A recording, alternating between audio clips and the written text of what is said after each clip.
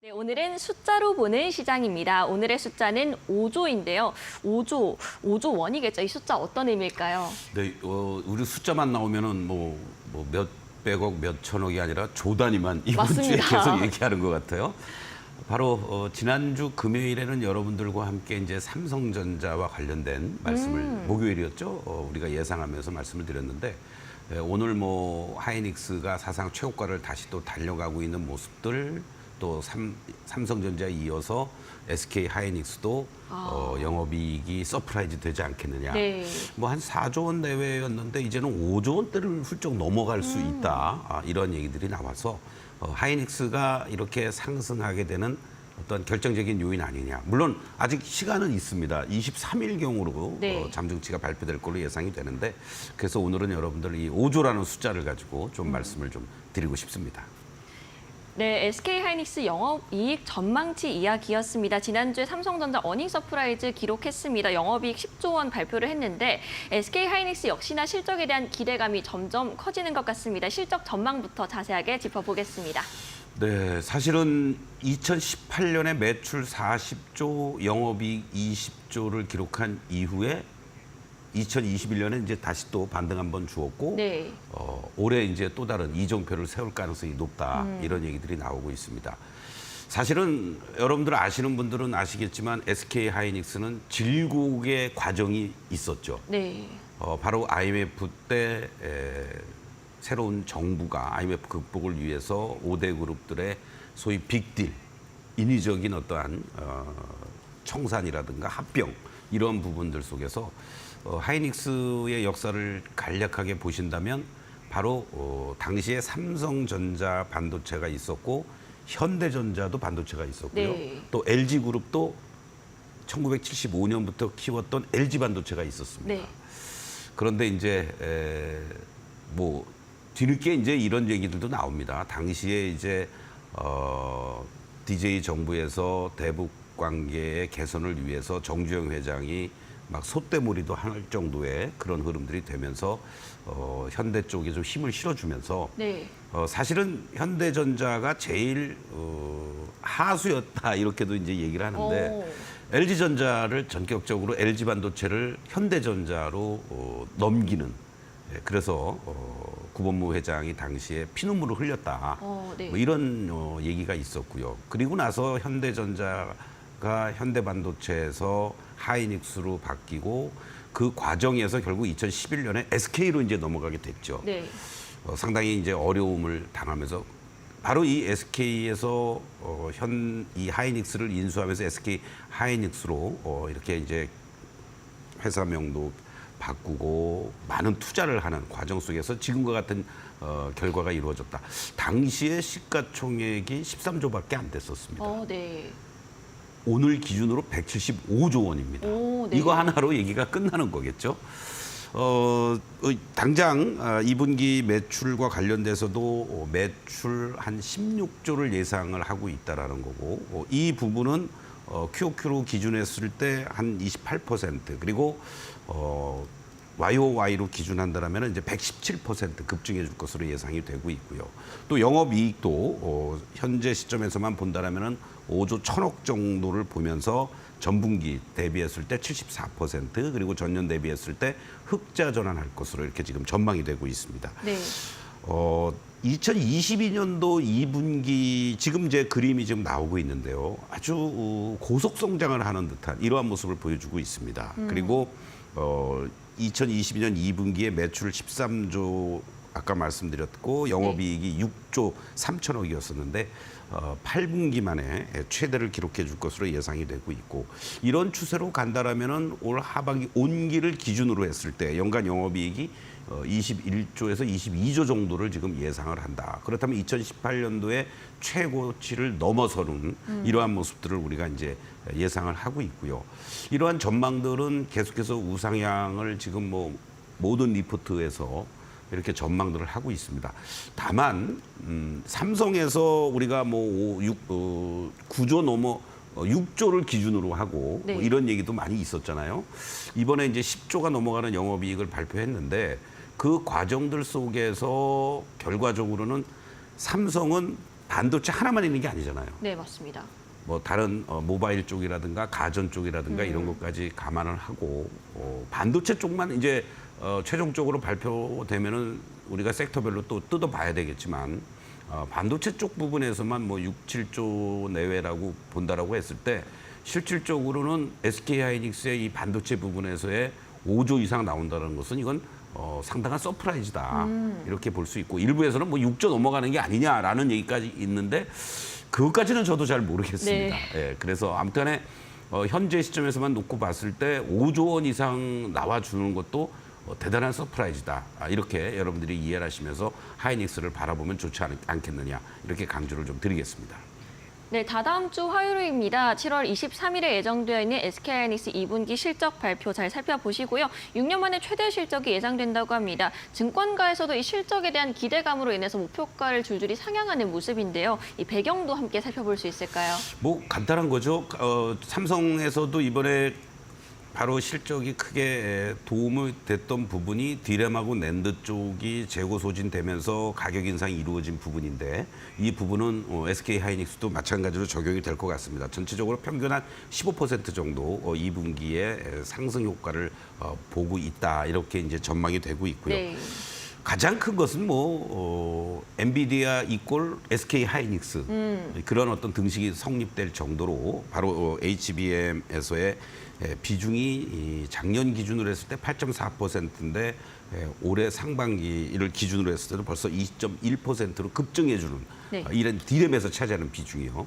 이렇게 커지고 있는 그 효과를 삼성 바로 SK하이닉스가 고스란히 그 과실을 잘 취하고 있다 이렇게 보면 되는데 작년 기준으로 했을 때 이 HBM의 글로벌 시장에서의 점유율이 하이닉스가 53% 그리고 삼성전자가 38% 마이크론 테크놀로지가 9% 정도에 불과한 이러한 모습을 보이면서 우리가 흔히 얘기해서 디램 레거시 제품 쪽은 삼성전자가 50에서 60%의 비중을 차지하고 있다라고 얘기하잖아요. 네. 2등이 이제 30% 정도 가지고 있는 SK하이닉스인데 이 HBM 쪽 분야에 있어서만큼은 완전히 역전이 돼 있다.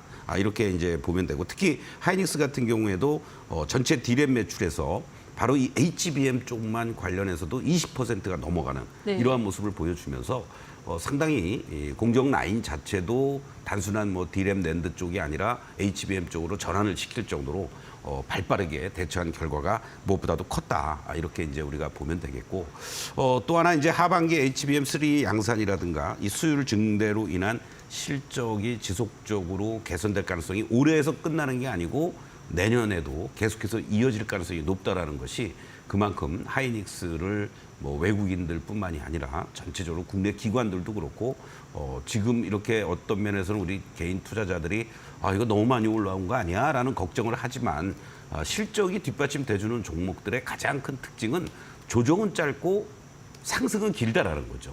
그러한 부분들이 지금 전형적으로 이루어지고 있다 이렇게 보시면 되겠는데 네. 얼마 전에 이제 오늘 보도도 됐습니다.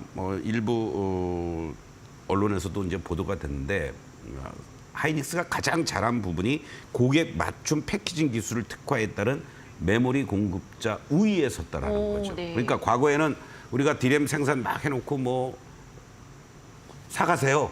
네. 그래서 막 수요자들이 많으면 가격을 막 올리고 또 수요자가 줄어들면 막 가격 깎아줄게요. 뭐 이런 어떠한 그런 이 사이클을 탔다면 철저하게 HBM을 중심으로 해서 하이닉스는 어떠한 수요자들을 위해서 특화된 제품들을 생산할 수 있는 이러한 부분들이 뛰어나고 기술력을 갖고 있다라는 네. 거.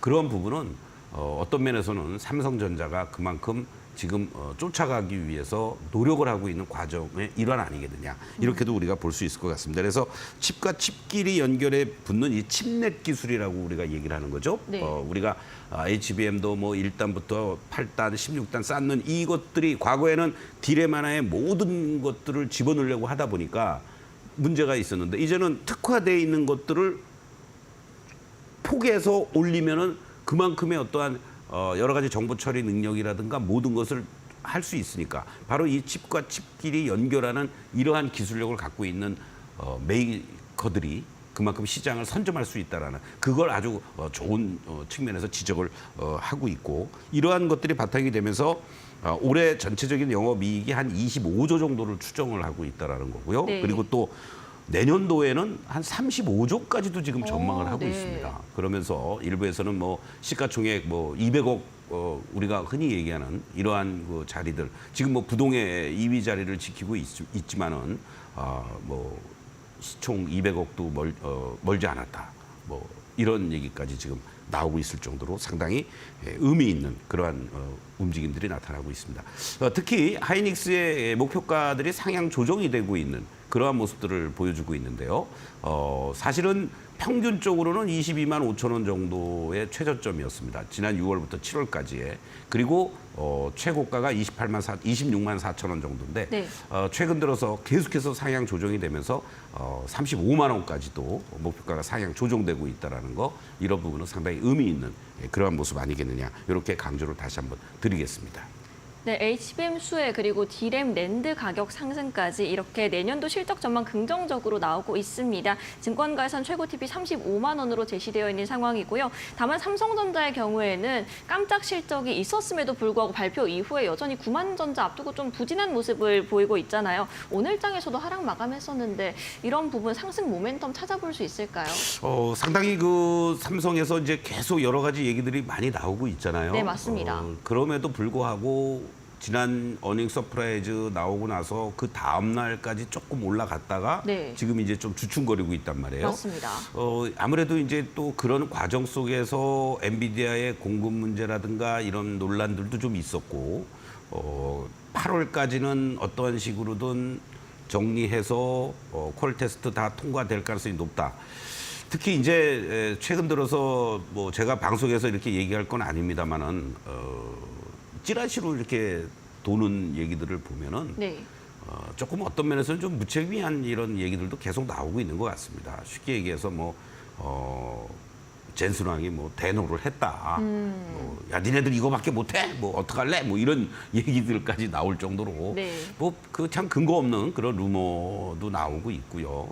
이러한 부분들이 이제 조금은 흔들리고 있는 게 아니냐라고 보는데 결국은 뭐 공감대는 HBM과 관련돼서 엔비디아에 납품을 할 수 있다. 여기서 이제 또 하나 중요한 것은 지금 사실은 HBM4 규격 완성 단계에 있으면서 삼성이 이 새 표준을 맞이하여 역전을 꿈꾸고 있다라는 얘기들이 나오고 있습니다. 네. 그러니까 이게 무슨 얘기냐면 이제 반도체 동맹이라고 우리가 얘기들을 많이 하는데요. 그 어떤 그 기관에서 새로운 제품과 관련된 규격화를 시키는 이러한 움직임들이 나타나고 있다라는 거죠. 항상 이래왔습니다만은. 근데 이 부분은 사실은 작년 그리고 올 초에도 그렇고 삼성에서 계속 상당히 나름대로 디램 쪽에서의 점유율 1위 업체다 보니까 입김이 좀 있습니다. 그래서 네. 우리들이 이러한 기술과 관련된 부분 또는 뭐 좀 완화를 해달라 뭐 이런 얘기들도 계속 있었고 그러한 부분에 있어서의 움직임이 최종적으로 이제 결정이 날 때 삼성 입장에서는 조금 더 유리한 그런 구도로 가지 않겠느냐. 이런 것도 삼성한테는 호재성 재료로 우리가 확인해 볼 수 있다. 이렇게 다시 한번 정리를 해드릴 수가 있겠고 지난 시간에도 한번 말씀드렸지만은 결국은 16단과 관련된 부분도 개발에 성공을 했다. 네. 이런 삼성에서는 얘기를 하고 있어요. 그것이 이제 어떻게 상용화를 잘 할 것이냐가 문제죠. 뭐 8단도 뭐 당연히 개발을 했는데 지금 상용화가 안 되고 있는 거 아니겠습니까? 바로 이제 이런 부분들이 우리가 조금은 흐름을 보면서 대응을 해 나가야 될 그런 부분 아니냐 이렇게 이제 말씀을 드리겠는데 현재 주가의 위치를 보면 삼성전자가 조금 흔들린다고 하지만은 여러분들 동요하실 필요가 없다라는 측면에서 좀 말씀을 드리고 싶고 네. 하이닉스의 먼저 위치들을 우리가 한번 같이 좀 보면 좋을 것 같습니다. 자, 지금 하이닉스 같은 경우도 오늘도 뭐 신고가를 내놓고요. 올라갈 듯했던 모습에서 윗골이 달리는 음봉으로 상승 음봉으로 마감이 됐습니다. 근데 현재의 모습을 보시면 어떻습니까? 사실은 올 5월부터 상승 기조가 이 7월까지 올라왔다가 지금은 이렇게 지금 횡보해주는 다이아상으로도 빨간 선이 유지가 되고 있다라는 얘기죠. 그러니까 조금 더 안정적으로 추가 상승을 하기 위해서는 예열이 필요하다. 이러한 관점으로 여러분들이 좀 보시면 좋을 것 같습니다. 그래서 직전에 이 음봉의 고점도 돌파하는 이러한 모습이 나타났고 조금 더 숨고르기를 좀 해주면서 움직일 가능성이 높지 않겠느냐 이렇게 말씀을 좀 드릴 수 있습니다. 특히 주봉의 모습을 보시면은요, 지금 6주째 상승의 양봉을 보여주고 있습니다. 네. 그러니까 그런 과정에서 이렇게 이격도 이렇게 지금 벌어져 있는 모습이 나타나고 있는데요. 바로 22만 5천 원을 중심으로 해서 오히려 여러분들이 만약에 흔들린다라고 했을 때는 이 자리에서의 저가 매수 전략 여전히 유효하고 보유하고 계신 분들은 동요하지 말고 계속 홀딩해 나가면 전략. 그리고 말씀드렸듯이 어저께 이제 제가 수요일 날 공개 방송하는 과정에서 참여하신 분들이 이 SK 하이닉스, 삼성전자 누가 더 좋아요? 어떻게 하면 좋을까? 이런 질문도 하시더라고요. 네. 그전에는 SK 하이닉스의 비중이 뭐 80%, 네. 또 삼성전자가 20% 정도의 비중이었다면 지금은 뭐 6대4 내지 7대3 정도로 비중을 뭐 삼성전자 쪽으로 조금 더 갖고 가도 괜찮습니다. 이제 이런 말씀을 드렸는데 지금 삼성전자의 위치들을 한번 보시면은 어떠한 삼성전자는 모습이냐면요. 현재의 모습을 봤을 때 일봉의 모습을 한번 보시겠습니다. 말씀드렸듯이 이제 이 83,000원을 중심으로 돌파를 해준 거죠. 캔들상으로도 이제 다 돌파를 한 거 아닙니까? 그런데 지금의 모습은 일봉상에서 다이아와 이 이격이 지금 벌어져 있잖아요. 그러니까 이 다이아가 이제 내일 되면 또 올라오겠죠. 그러한 부분들 또는 캔들이 내려올 수도 있고 오늘도 밑골이 살짝 달아주긴 했습니다만은 또 다만 주봉의 모습으로 전환해서 보시면 어떠한 흐름으로 진행이 되냐면 주봉도 직전의 고점을 돌파해주고 이번 주는 조금 이격도 벌어져 있으니까 좀 쉬겠다. 네. 이러한 어떠한 사인을 지금 보내주고 있는 거죠. 반면에 이 다이아는 어떻습니까? 지금 계속해서 주봉상으로도 안정적인 이러한 흐름들을 잘 보여주고 있다는 거죠. 그러니까 추세 자체는 전혀 훼손되지 않고 움직여주고 있는 상태 속에서 조금 숨고르기 하거나 직전 고점의 물량들을 소화하는 과정이다. 이렇게 보시면 되고 이 월봉의 모습으로 보시면 너무나도 이쁩니다, 여러분들. 어떻습니까? 여러분들이 이 종목을 만약에 개별 종목이라는 관점에서 보신다면 이격도 완벽하게 잘 좁혔고 직전의 고점 돌파했죠.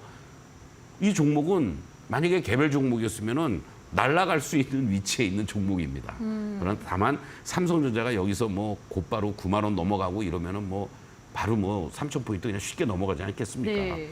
그거는 이제 속도 조절도 좀 해야 되는 거고 다른 여타 종목들과의 키 맞추기도 좀 필요하니까 이 대장주의 외로움이다, 고독함이다 이런 관점으로 보시면 좋겠습니다.